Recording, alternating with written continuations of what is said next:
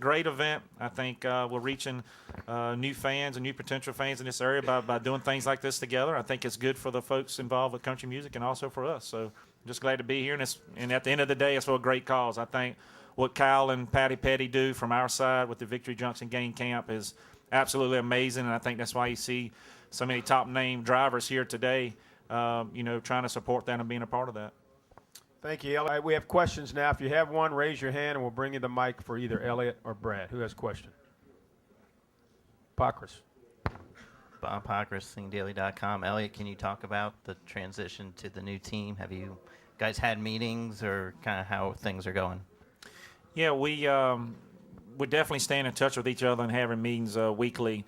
Everybody's excited to get to Daytona, but we still need a little bit more time. We're building new cars, and we're trying to get everything as prepared as we can. So when we leave to go down for the 500, we have our Vegas and Atlanta cars and California cars and all stuff done. But it's been great so far. I'm very much looking forward to getting back in a Ford. I feel like I had a lot of success when I drove for Mr. Yates early in his engine program. I have a lot of respect for Doug Yates and what they're doing. So be neat to get back in a Ford again, and I think it's gonna prove to do us a good job. We're pretty excited about it. Casey had a great test at California tire test. I'm very happy about the things that we've learned from the Ford camp and kind of put them into things that we were already doing. So we're already a little bit more optimistic, seems like, week by week before we get to Daytona. Nate Ryan, USA Today, for both Brad and Elliott. Now you've had an offseason to think about it, and I know, Brad, it's somewhat new to you, but Jimmie Johnson, what's it going to take to catch him in 2010? And, outside of yourselves, is there anybody that you see who's maybe the prime contender? Go ahead if you want to. Me? You're the veteran.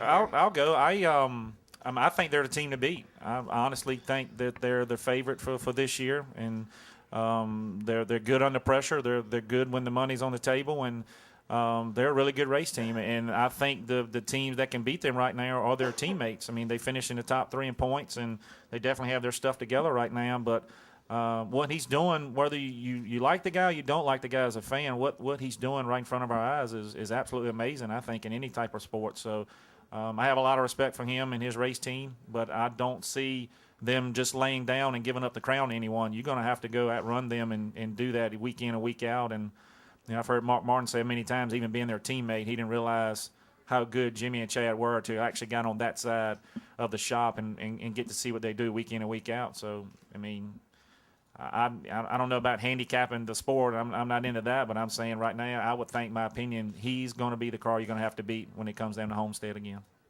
How much back and forth is going on between your company and Roush Fenway Racing? I mean, I heard you guys are moving in during speed weeks, and right now things are separate, but there's still a lot of information changing hands. Yes, definitely a lot of information changing hands, and I think that's one of the things that led us to Ford, Lee, was the open communication that they have between all their teams. And, Greg Biffle and myself have already talked about it. Carl Edwards and myself have already talked about helping each other as most we can, because, Roush didn't have the best season they'd ever had last year by no stretch. And, of course, we didn't either. Casey went in a couple races, but we both feel like we're very humble as companies right now, I think, both of us, and we're doing what we can to help each other. So I know when Casey went tested California, he threw Greg Biffle's setup in it, to a T, just to give those guys something to look at. So definitely a lot of communication going on between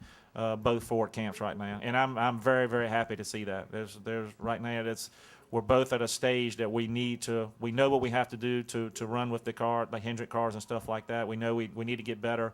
Both companies do. So right now it's been very open, Lee, very open.